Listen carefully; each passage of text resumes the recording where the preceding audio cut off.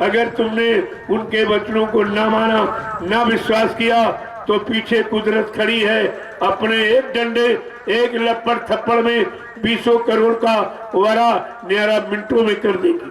कहते बीमारी बीमारी, अरे बीमारी तुम जान कैसे कर? अगर बीमारी तो फिर दवा क्यों नहीं बनी? अगर दवा बनी तो फिर लाभ क्यों नहीं होती रही? बचा क्यों नहीं रही? दवा खिलाई जा रही, मर्ज बढ़ती जा रही। पहले ये देखिए तमाशा कि दवा दी जा रही, बीमारी बढ़ रही। या तो दवा नहीं है या वो बीमारी की पहचान नहीं, बात तो कोई जरूर है। बाबा जी ने पहले कहा था कि 20-20 कोस पर कोई एक चिराग जलता नजर आएगा, इतनी झनानी हो जाएगी।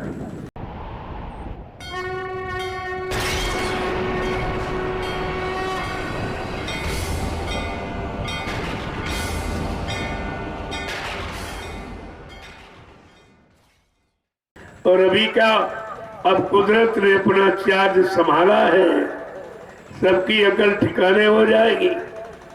बाबा जी ने क्या कहा था? अभी महात्मा समझा रहे, सब तरफ से मना रहे, जगा रहे, चिता रहे, होश पे लाके खड़ा कर रहे और तुम्हें पाप कर्मों से बचा भी रहे। अगर तुमने उनके वचनों को ना माना, ना विश्वास किया, तो पीछे कुदरत खड़ी है, अपने एक डंडे, एक लपड़ थप्पड़ में 20 करोड़ का वारा न्यारा मिनटों में कर देगी। सबकी अकल ठिकाने।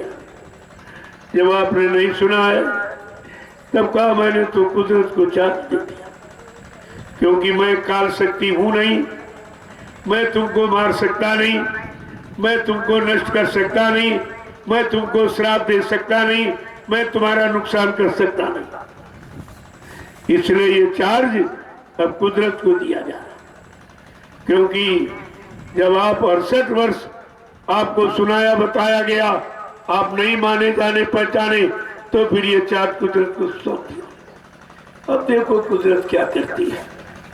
अभी तो एक छोटा सा नजारा आपने देखा कुदरत का, सारा विश्व चकाचौंध हो गया और समझ में किसी के नहीं आई क्या है। कहते बीमारी बीमारी, अरे बीमारी तुम जान कैसे कर? अगर बीमारी तो फिर दवा क्यों नहीं बनी? अगर दवा बनी तो फिर लाभ क्यों नहीं होती रही? बचा क्यों नहीं रही? दवा खिलाई जा रही, मर्ज बढ़ती जा रही। पहले ये देखिए तमाशा कि दवा दी जा रही, बीमारी बढ़ रही। या तो दवा नहीं है या वो बीमारी की पहचान नहीं, बात तो कोई जरूर है। या तो तुम बीमारी नहीं जान पाए हो या बीमारी की वो दवा नहीं तैयार कर पाए हो, इसमें कोई न कोई कारण जरूर है। जब तक तो वो कारण समझ में नहीं आएगा, किसी समस्या, किसी बीमारी का आप निवारण नहीं कर सकते। ये सब आपको समय से जानकारी मिली थी। ये तो बाबा जी ने पहले ही कह दिया था, नई नई बीमारियां होंगी, एक की दवा 100 में न मिलेगी। यानी लाशें पड़ेंगी घर घर में, उठाने वाले मिले न यार। जमाना बदलेगा, एक मरेगा, जब तक घाट पर ले जाओगे दूसरा, तब तक तीसरा, तब तक चौथा। इस तरह की भरमार हो जाएगी, तुम ढो नहीं पाओगे, उठा नहीं पाओगे, ले नहीं जा पाओगे, कहीं जगह इनको गाड़ने चलाने की रह नहीं पाएगी। तब तुम क्या करोगे? जब बाबा जय गुरुदेव जी महाराज सारे देश को, सारे विश्व को ये संदेश दे रहे थे कि ऐसा खराब समय, ऐसी खराब लाइलाज बीमारियां आने वाली हैं, डॉक्टर को खबर नहीं लगेगी, 1 मिनट में इंसान चट से हो जाएगा। तब लोग हंसते थे, कहते बाबा पागल हो गए। ये कहते ये पागल हो गए, क्या कह रहे? अरे वो त्रिकालदर्शी, वो भूत भविष्य वर्तमान को देख के कह रहे, और तुम यानी वो दूरदर्शी, तुम निकटदर्शी भी नहीं। तुमको अपने पैर के नीचे का नहीं दिखाई दे रहा कि हमारा अगला कदम जहाँ पड़ेगा वहाँ अच्छा है कि सच्चा है? कुछ नहीं मालूम। आप देखते जाइए, अभी जाग जाओ, अभी वक्त है, गुनाहों से तुम तौबा कर लो, फिर ना कहना कि हमने सुना था पैगाम नहीं। अभी आपको एक वक्त और अवसर मौका दिया जा रहा, अभी छाट जाओ, अभी कुछ बिगड़ा नहीं है, लेकिन आगे तो समूल नष्ट होने वाला, ये सब पर सब बिगड़ने वाला। बाबा जी ने पहले कहा था कि 20-20 कोस पर कोई एक चिराग जलता नजर आएगा, इतनी झनानी हो जाएगी। महात्मा सूरदास ने भी कितने पहले आवाज लगाई थी। महात्मा कितने पहले से समय को जानते हैं, स्थित परिस्थिति को समझते हैं, आने वाली समस्याओं का समाधान भी जानते और बताते भी नहीं, लेकिन तुम उनकी बात ही नहीं मानते, सब बताते हो। महात्मा सूरदास ने कितने पहले कहा था कि रे मन धीरज क्यों न धरे, संबत 2000 के ऊपर ऐसा योग पड़े, पूरब पश्चिम उत्तर दक्षिण 34 काल फिरे, अकाल मृत्यु जगमाही व्यापे, प्रजा बहुत मरी। देखिए सूत्र आज लागू, कहा था अकाल मौत जगमाही व्यापे, प्रजा बहुत मरे। और क्या कह रहे आगे, जब ये सब सफाया हो जाएगा, कुकर्मियों का, दुष्कर्मियों का, व्यभिचारियों का, कुपचारियों का, अत्याचारियों का, यानी जब मांसाहारियों का जब सफाया हो जाएगा, कहते सहस्र वर्ष लग सतयुग व्यापेगा, तब सतयुग अपना पदार्पण करेगा। गंदगी में कोई नहीं आता। जब कोई मेहमान तुम्हारे घर आता, क्या गंदगी में बैठाते हो? कितनी सफाई करते हो? और ऐसा मेहमान सतयुग ऐसा, यहाँ कोई मेहमान ही नहीं जो आ रहा, उसके लिए आपने कोई सफाई, ये सब गंदगी फैला रहे, सारा गंदा खान पान, सारे गंदे भाव विचार, सारे गंदे कर्म, इसके सिवा कोई स्वच्छता और सफाई का काम ही हो ही नहीं रहा, तो सतयुग कैसे आएगा? लेकिन आएगा जरूर, और आएगा तो पहले सबको साफ कराएगा। आता गंदा समय साफ हो जाए, तब गंदगी एकदम साफ हो जाए। तो वो सब आपको बताया गया। 10 जुलाई 1952 से 2012 ये बताने का अभियान का समय है, और सारे हिंदुस्तान को घूम ये भी नहीं कि अपने आश्रम में बैठे रहे हो, कुछ कहा न गया हो, ये सब आपको घूम घूम कर हिंदुस्तान का कोई प्रांत, कोई जिला, तहसील, ब्लॉक, शहर, कस्बा, गली, गांव, कूचा छोड़ा नहीं गया, जहां बाबा जी ने जा करके दरवाजे दरवाजे आवाज जानकारी न दी हो आपको, लेकिन कोई नहीं माना। तो महात्मा सूरदास ने कहा कि बड़ा समय खराब, इतना खराब समय आएगा कि अकाल मौत जग में ही व्यापी। अकाल मौत जो प्रेत योनि में जाने का कारण होता, का सारा विश्व अकाल मौत में चला जाएगा, यानी प्रेत योनियां इतनी बढ़ जाएगी, तुम्हारा निकलना चलना मुश्किल हो जाएगा, सब प्रेत ही प्रेत दिखाई देगा। तुम कैसे निकलोगे? कोई रास्ता तुम्हारे लिए साफ नहीं मिलेगा। लेकिन सम्राट दाता दयालु ने अपने बच्चों को निकलने का रास्ता बताया है। उनकी सुरक्षा कैसे होगी? बचेगा साधु जन कोई जो हरि से न लगाएगा। हाँ, ऐसी स्थिति परिस्थिति में भी कोई साधु बचेगा। साधु माने दाढ़ी बाल लाल पीला कपड़ा नहीं, जिसने तन मन वचन इंद्रियों को साध लिया, जो शाकाहारी, सदाचारी, ब्रह्मचारी, ऐसा भक्ति अपने आप को बचा पाएगा, नहीं सब काल के गाल में चले जाएंगे। वो भी बात लोगों की समझ में नहीं आई कि बचने वाले कौन होंगे, तो हम भी अपने बचने की तैयारी में लग जाएं। हम मरने और मिटने की तैयारी में क्यों लगे? लेकिन बात समझ में नहीं आई, क्योंकि जब होनी हो जाती, जब तुम्हारे कर्मों की सजा, कर्मों का घड़ा, पाप कर्मों का जब भर जाता है और जब फूटने का समय आता, तो बुद्धि विपरीत दिशा में काम करती। अगर नहीं करेगी तो भी सजा कैसे मिलेगी? जब जैसी हो तब बिता, तब तैसी मति होए, काल रे किले को मेट सके नहीं कोई मेट नहीं सकता। जो काल ने अपनी कलम चला दी, काल मेरी व्यवस्था को कोई मेट नहीं सकता। लेकिन नहीं, संतों ने दावा किया कि कर्ता कर्म लेख से न्यारा, संत लेख पर मेख मारे, मेरे मेटे अंक कौन गवाल के। कहा वो तो मेट सकते हैं, और संत वचन पलटत नहीं, चाहे पलट जात ब्रह्मांड, चाहे ब्रह्म अपनी ब्रह्मांड की रचना में तब्दीली बदलाव क्यों न कर दे, लेकिन संत जो कहेंगे वो करके दिखाएंगे। वो तुम्हारे सारे नहीं बैठे, खुद करने की सामर्थ्य रखते। कहा वो खुद करके दिखाएंगे, और तुम्हारी सबकी समझ, जो जिंदा रह पाएगा वो देखेगा। लेकिन यहाँ तो जीने वाली स्थिति तो नहीं दिखाई दे रही, हाँ मरने की व्यवस्था तो दिखाई दे रही, बल्कि साफ दिखाई दे रही। कैसी कैसी बीमारियां आ रही। 6 नवंबर 1976 को ये कोरोना की विशेषता और कोरोना का विश्लेषण और व्याख्या बाबा जी ने किया था, जब कोई जानता भी नहीं था।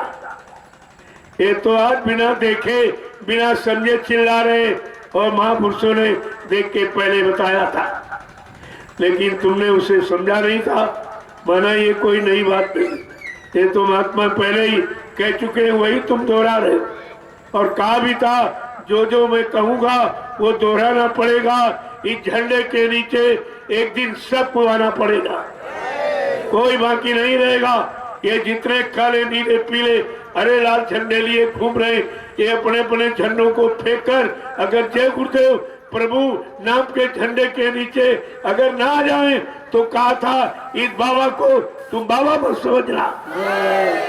क्या ये छोटी मोटी बात थी? क्या सदगुरु की ये छोटी मोटी यानी मतलब पहचान थी आपको सत्यता की?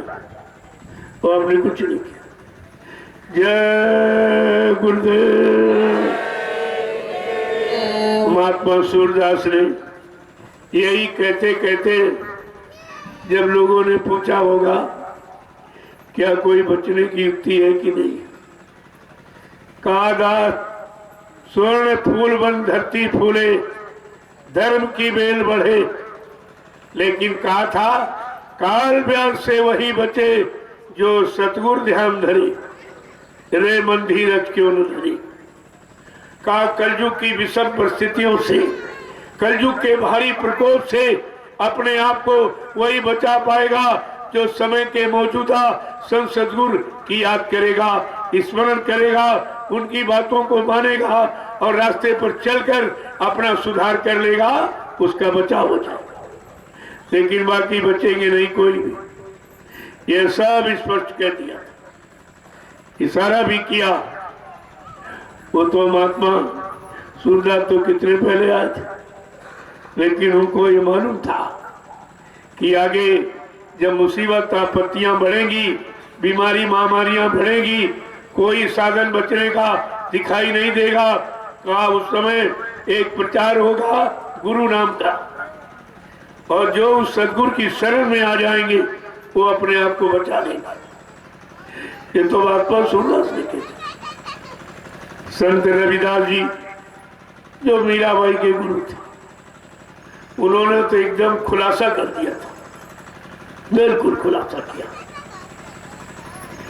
क्या कहा था कि भारत में अवतारी होगा जो अति विस्मयकारी होगा। का एक भारत में ऐसा विलक्षण अवतार जो सारी व्यवस्था को अपने मुट्ठी में रखेगा और सारी शंकाओं का समाधान करने की ताकत रखेगा। बीमारी महामारी उसके कहने मात्र से ही यहाँ से विदा हो जाएंगी। कहता ऐसा अवतारी संत। और क्या कहा था, कई बार मर के जिएगा, कई बार मरेगा।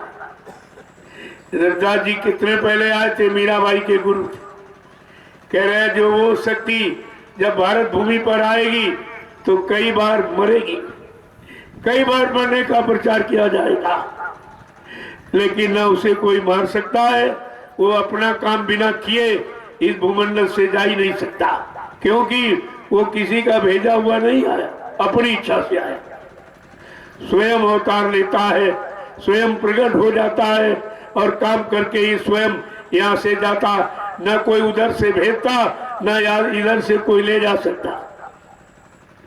कहा कि क्या था कि मंत्री और अधिकारी, नेता मंत्री और अधिकारी, जान बचाना होगा भारी, छोड़ सब मैदान भगेंगे, अपने अपने घरों में दुबकेंगे, लेकिन ये महापुरुष क्या करेगा, ढूंढ ढूंढ कर बदला लेगा, सब हिसाब चुकता कर देगा। कहा कोई बचने वाला नहीं है, ये बंगले कोठियां में तुम छिप कर रह नहीं सकते, तुमने किया है वो परिणाम तुमको भोगना ही पड़ेगा। ऐसी शक्ति नहीं कोई छोटी मोटी आई। कहा ढूंढ ढूंढ कर बदला लेगा, तुम कहाँ छिप जाओगे, कहाँ चले जाओगे। सब तो जगहें उसकी नजर के सामने खड़ी, तुम छिप ही कहाँ सकते हो। कहा ढूंढ ढूंढ कर बदला लेगा, सब हिसाब चुकता कर देगा। नेता मंत्री और अधिकारी, इनको जान बचाना होगा भारी, ये छोड़ सब मैदान भगेंगे, अपने अपने घरों में छिप जाएंगे, लेकिन वो महापुरुष ढूंढ ढूंढ कर बदला लेगा, सब हिसाब चुकता कर देगा। कोई उनकी दृष्टि से बचने वाला नहीं है। अभी लोगों की समझ में कहाँ रहा। मैंने 8 वर्ष रविदास जी की वाणी को दोहराया और सबके कान तक आवाज पहुंचाया, लेकिन समझ में किसी के नहीं। चीन अरब की धुरी बनेगी, विध्वंसक ताकत उभरेगी। कब कहा था, आज ये विध्वंसक ताकत उभरी और सारे विश्व को चकनाचूर कर दिया, सब विध्वंस कर दिया। देखो ये सब कुछ बताया, तो जब सब कुछ बताया है तो वो तो झूठ होगा नहीं। संतवाणी कभी झूठ नहीं होती, उसका समय सिद्ध होने का निश्चित है। समय के पहले कुछ नहीं, अब वो समय आ गया है। एक एक वचन, एक एक वाणी आपके सामने नजरअंदाज है। आप समझिए और सोचिए और विचारिए और अपने आप को तत्काल मोड़ने की और जोड़ने की कोशिश करो, नहीं तो विनाश की स्थिति किसी को छोड़ेगी नहीं। जय गुरुदेव, जय गुरुदेव, जय गुरुदेव। नाम किसका? प्रभु का। जय गुरुदेव। नाम किसका? प्रभु का। प्रभु का प्यारा नाम। खड़े हो जाइए आप लोग। सगो कितनी देर में आप खड़े हो पाते? जब तुम खड़े नहीं हो पाए तो चलोगे कब? चलोगे नहीं तो पहुंचोगे कब? नहीं पहुंचो तो कुदरत की मार खाते रहोगे। तो सब जो इशारा बच्चों के माध्यम से हो रहा है, ये सब किसी इंसान के बच्चे नहीं, ये समर्थ संत महापुरुष के बच्चे, और एक एक करके तुम्हारे सामने सिद्ध हो जाएगा। अभी देखते जाइए आप, और कोई कुछ नहीं कर सकता। जय गुरुदेव, जय गुरुदेव, जय गुरुदेव, जय गुरुदेव। नाम किसका? प्रभु का।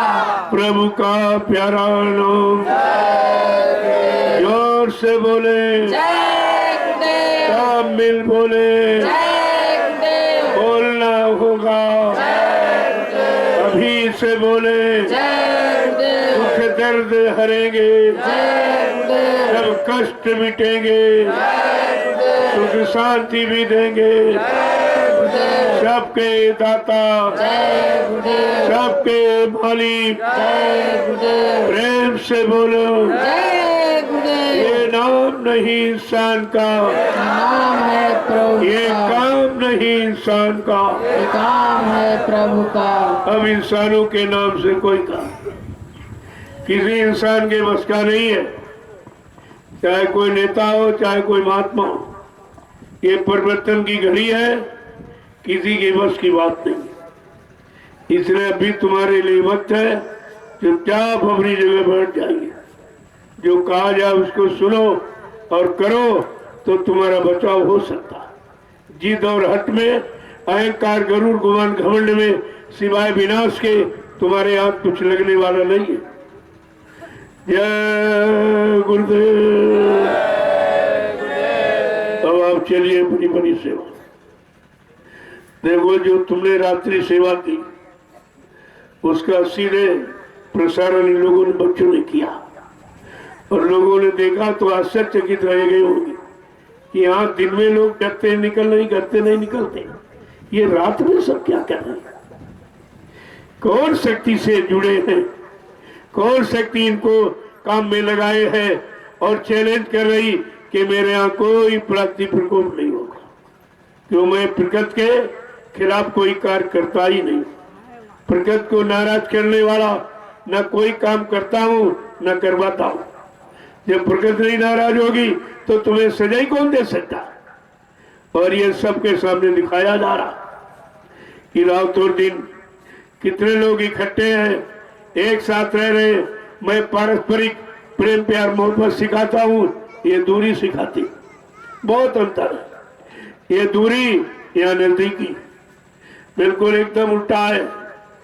वो कहते बीमारी या कोई बीमारी नहीं, यहाँ कोई बीमारी नहीं, क्योंकि ये 88,000 ऋषियों की तपोभूमि पूर्ण सुरक्षित है, यहाँ कुछ नहीं हो सकता। अगर सब लोगों ने उस भूमि की मर्यादा, उस भूमि की मतलब यानी महत्व को, गौरव गरिमा को अगर समझा होता तो ये भूमि तो बिल्कुल एक अनोखा टुकड़ा है, ये विश्व का अनोखा टुकड़ा।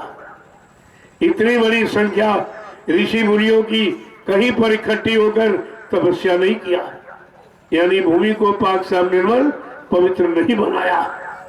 तभी तो सतयुग के अंकुरण निकलने का इसी भूमि से संकेत हुआ और हमें आपको उसे समझना चाहिए था ना। आपने तब समझा और अब जब हो रहा तब भी आप नहीं समझ पा रहे।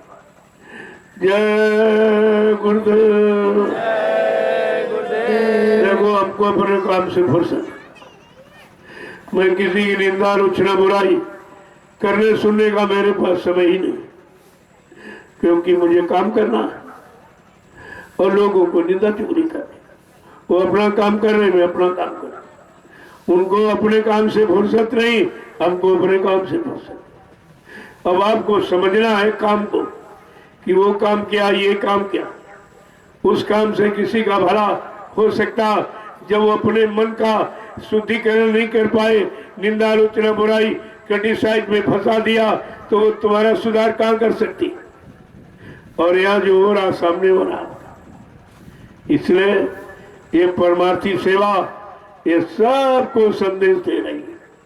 जबकि आज सब मौन, कोई नहीं बोल रहा, सबके अंदर डर घुस गया, बिना देखे डर। ये गुमनाम भूत है बीमारी, गुमनाम भूत, न दिखाई दे रही न समझ में आ रहा और डर रहे हो। अरे भाई कोई चीज दिखाई दे तब डर लगता, तुम बिना दिखे डर रहे हो। और इतना डरा दिया, भड़का दिया कि एक तो बीमारी से मरा और 100 उसके डर से मर रहे, उसके डर से भयभीत हो रहे। उनका तो ऐसे ही हार्ट अटैक हो रहा है। ऐसी अव्यवस्था फैला दी है कि बचना बड़ा मुश्किल हो जाएगा। जय गुरुदेव।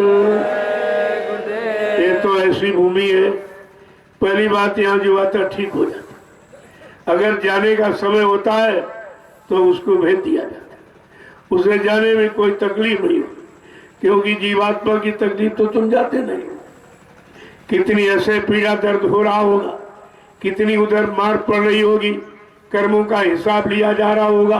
तुम्हें तो ये गुप्त राज रहस्य को दिखाई नहीं देता, ये तो दिव्य दृष्टि से देखा जाता, तो उसको धीरज से भेज दिया जाता कि जाओ तुम्हारा रास्ता साफ, अपने घर चले जाओ।